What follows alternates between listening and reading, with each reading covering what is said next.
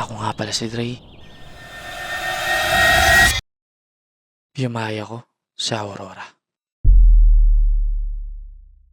Paano nga ba? Ako, kasama ng aking mga kaibigan, napagpasyahan naming baybayin ang bayan ng Aurora. Isa ito sa pinakamahabang biyahe na nagawa ng aming grupo.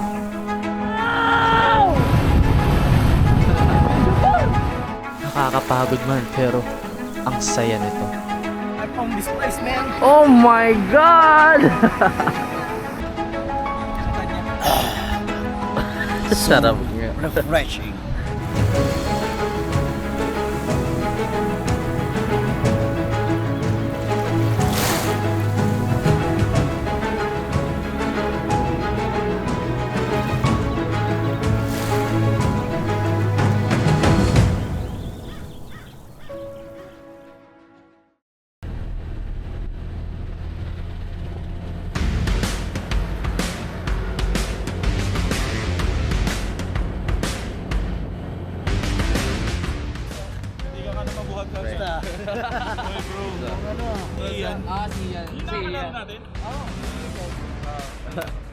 So ayun na nga, alas 11 na ng gabi at sinumulan na namin ang pagmumotor.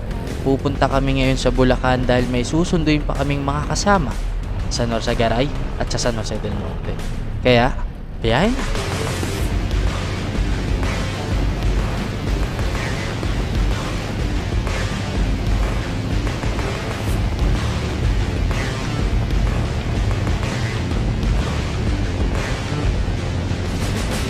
So ayun guys, nandito na tayo ngayon sa may Bulacan. At nakasundo na namin si Paring Rai. Ayan yung team namin. At may susunduin pa kami sa Norsagaray.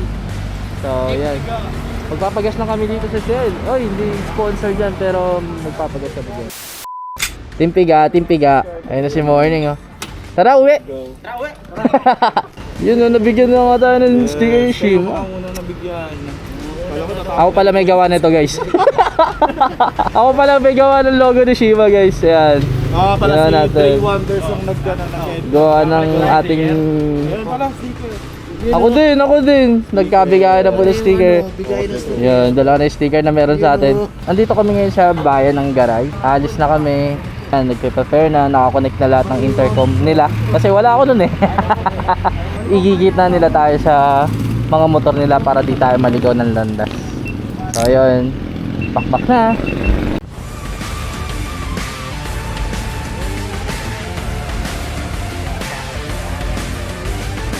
Sakabaan na tayo ng Butos, Bulacan, guys. Ayan po, pero sana maririnig.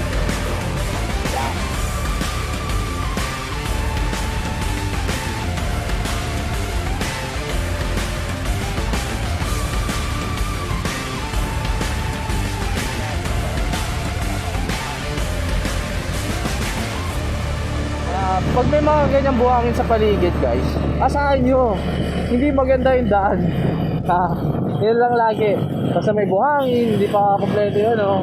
Meron niyang lubak-lubak na daan. Kaya mag-iingat.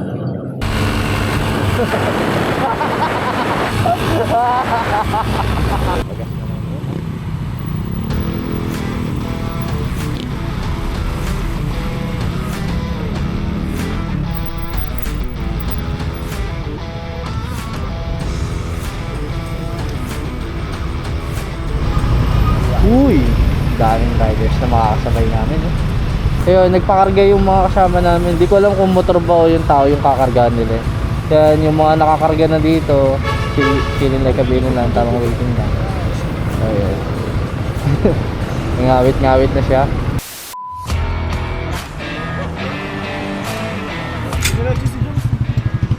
Hindi. Dumiretso ba si Joms? Hindi ah. Diretso. Dumiretso. Oo. Naka-intercom pero nawala. Saan na punta? Diyos ko. Ikaw pa yung naligaw. Intercom na.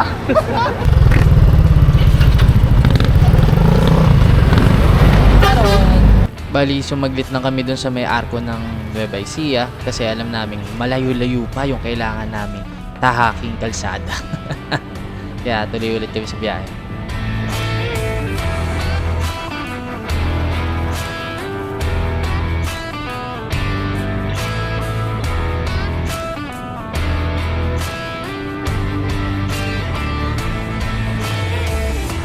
What's up, Wag. South?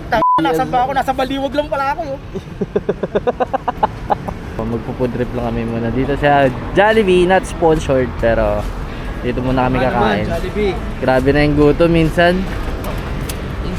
Grabe na gutom. Ganda ng timpiga, tingnan guys. Yee. Yan yung bag ko. Grabe.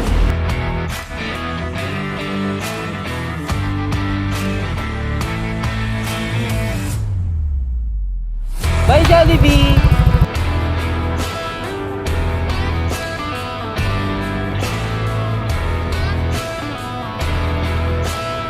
Sa mga oras na to, nakakaramdam na talaga ako ng pagod kasi hindi ako nakatulog dahil sa sobrang excited ko mabiyahe tong lugar na ito. Pero iba talaga si Jollibee.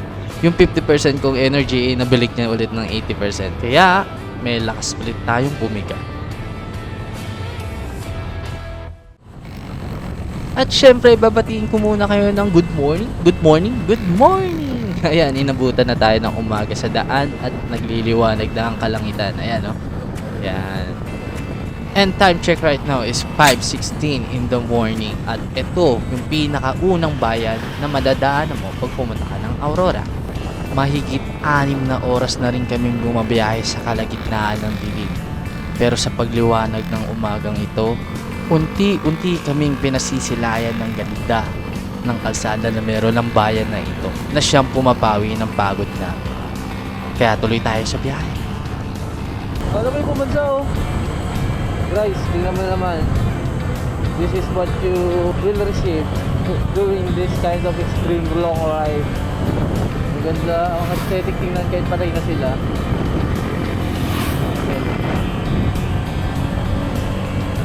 Banking ulit. Siyempre.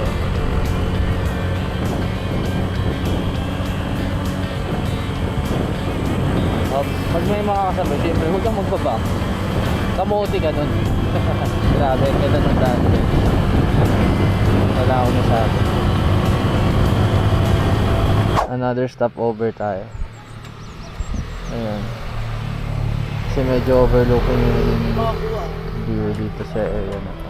Nakikita nyo, pasikat na yung araw. Inabutan na kami ng umaga. Ano masasabi mo? Wala to. Mangungupi lang ako sa inyo. Putang namatay. Is a first!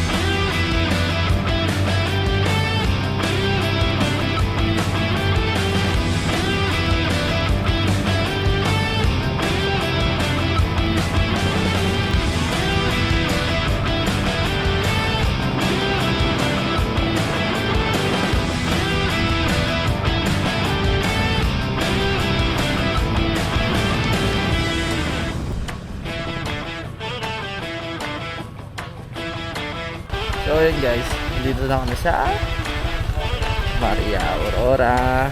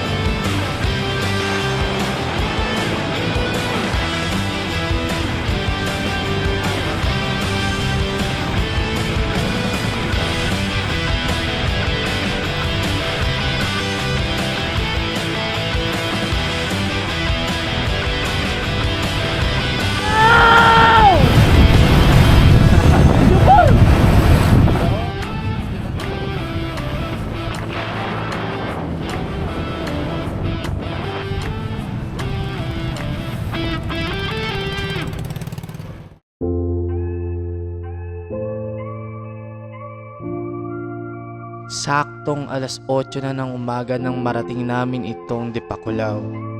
Lahat ng ngawit, ngalay at pagod ay nawala magmula nang marinig namin itong mga hampas ng alon na siyang nagsasabi na malapit na kami sa aming paroroonan. lumarga rin kami kaagad para makapag-almusal.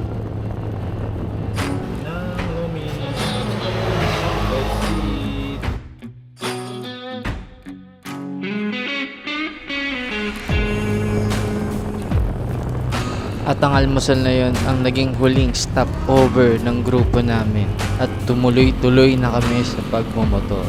Lahat kami dito ay inaantok na ng husto. Lahat talaga pagod na kaya nagmamadali na kami makapunta talaga mismo doon sa kasapsapan. At ang daan nga rito ay mahahalin tulad mo sa Baguio o Benguet na walang humpay na kurbada sa loob ng ilang oras naming pagmamaneho.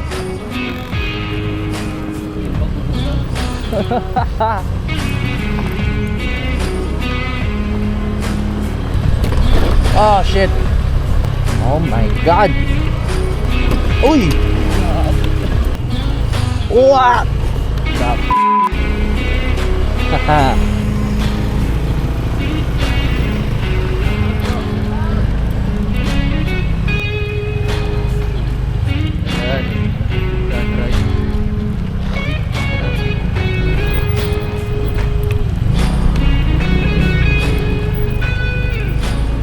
So yun guys, dumating na kami sa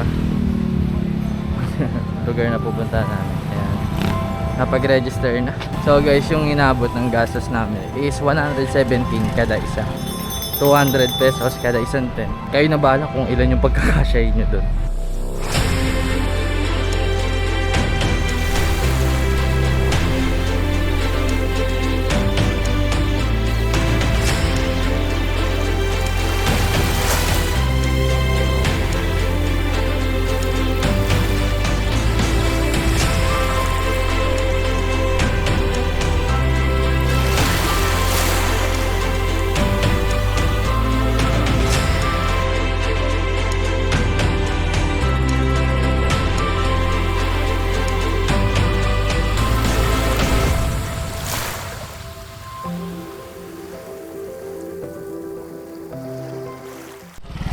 Ang pumunta dito sa Kasabsaban Beach ng weekends is not ideal.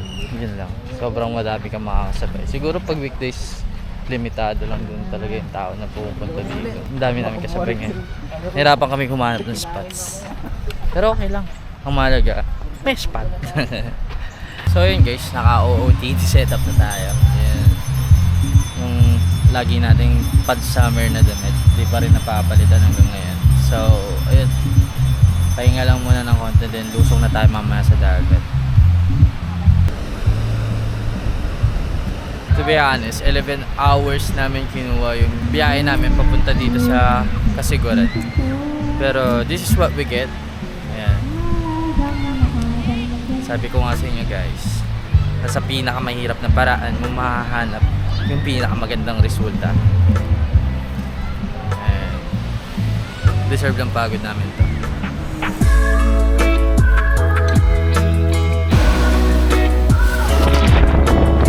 Feeling ko doon talaga yung malalim. Hindi ba tayo?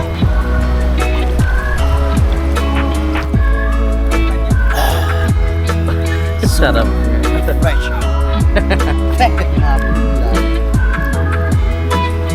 Asip naman i-review ko pa to, buko. Diba? Talagang masarap. Buko yan. Yay! Ito yung mga trip na meron kami dito ngayon. Grabe ang ganda. Can I have a question for you? What? What do you do for a living? I'm on this place, man. Oh my god! Happy birthday to you. Miss Shani, Shani, Shani, what it is?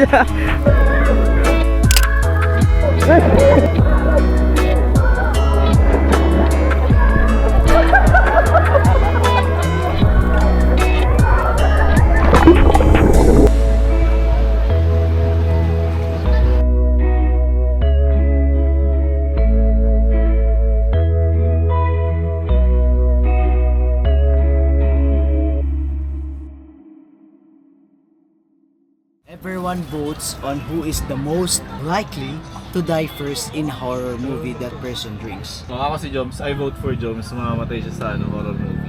Ito kasi para mamamatay tao, tahimik eh. Silent killer. Silent killer. Ito madaldal din to. I vote Morn. Okay, yan na. I vote Morn. Tangina, inom na inom. Daldal. Feeling ko hindi. Kasi yun na yun. Gangster. Palaban. Ako na. Kaya na. Tumulaw minum eh. Huwag na, shot lang. Oh, dinagdagan pa. It's attractive when they're old. That person drinks. I vote for myself. Pwedeng i-devote yan. Everyone votes on who will be the most attractive when they're old. Ay, ayoko pala vote sa sarili ko. Si Linaw na lang. Linaw. Porkit matanda na rin ako. Hira ko yung sarili eh. Paano to? Basagan ka agad to. Wala, ano lang yan. Everyone must raise one arm for the rest of the game. Until one person puts their arm down, that person drinks. Sanay ako. Tingnan mo, naka-standard ako. Hindi ganun. Dapat ganun. Oh, taas na taas. Sanay din.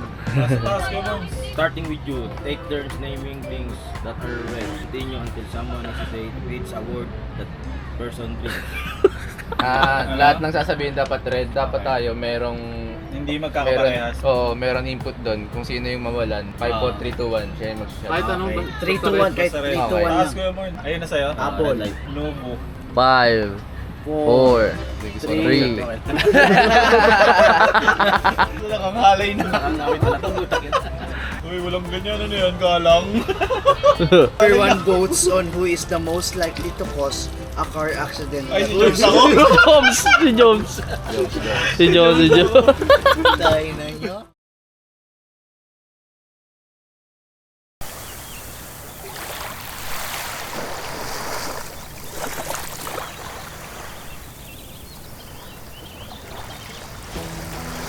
So yun guys, biyahe na tayo pabalik ulit ng Maynila at natapos na natin itong mahabang biyahe na to. And to be honest, hindi biro at talagang nakakapagod. Pero pagdating mo dito sa lugar na to wala ka nang masasabi pa. Dito ko natatapusin yung vlog at salamat sa panonood. I hope you enjoy guys. Peace out.